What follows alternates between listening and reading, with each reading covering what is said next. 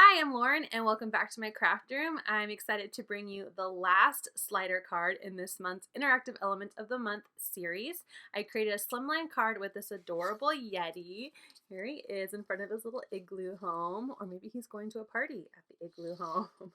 So I showed you how I created this easy slider card. Guys, super easy. When you have pattern paper, a cute little creature to color in, some easy sentiment strips. This is a very simple card to put together, so you can make a really easy interactive card to send. I originally was going to show you how you can make two different styles, but I had a boo-boo on one of my pattern papers, so I only have one for you in this video today. You'll see what happened at the end of this video. But I hope you enjoyed this series, and I hope you like this tutorial.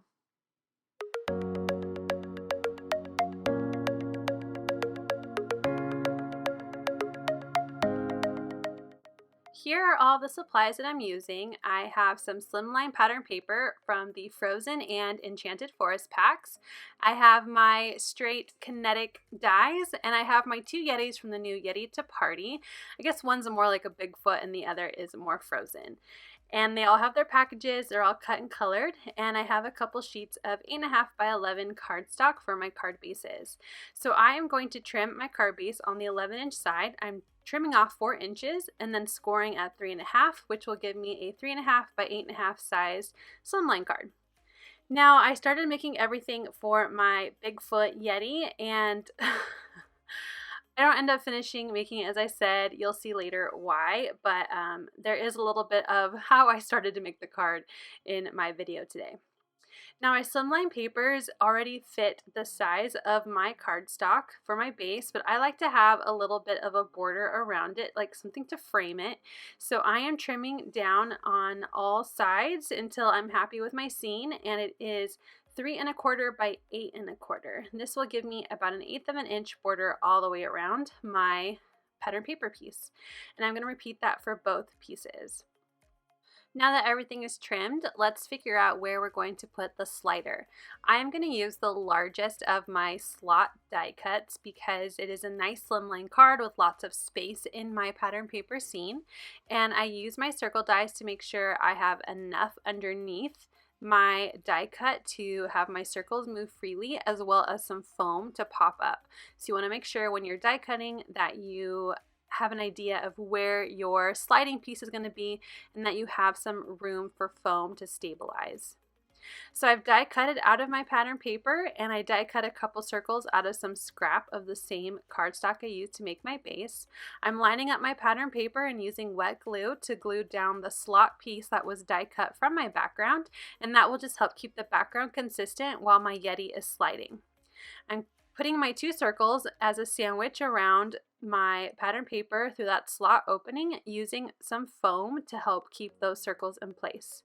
And now I'm going to apply foam to the back of this pattern paper. I'm going to move my circle around a lot, as you can see here, to make sure that there is plenty of room and none of my foam interferes with my sliding mechanism, making sure that it can move freely, but also make sure that I have a lot of support on my pattern paper.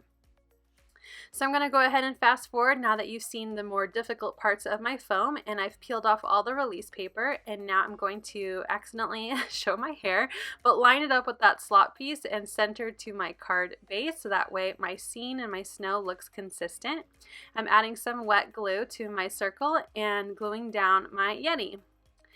And I set them aside to dry while I die cut a quick strip, and I'm using the Yeti or Not and It's Your Birthday sentiment and stamping it onto this quick strip. I love that these strips help fit perfectly with our sentiments. It's such a great way to add a sentiment to your card. I'm going to use some wet glue to adhere that down in the upper right hand corner so it's out of the way of my moving Yeti and also doesn't take away too much from the scene, and I can slide him back and forth freely.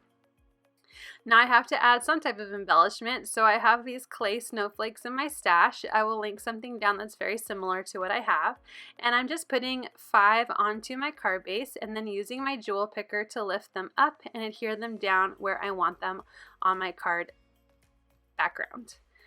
I love how it turned out. My Yeti can move freely, and now I was going to show you how I started my next card, but I will show you that I accidentally die cut circles out of my pattern paper. I didn't realize that I left my circle dies on my magnetic shim for my die cut machine, but it is what it is. I'll figure out something to do with it.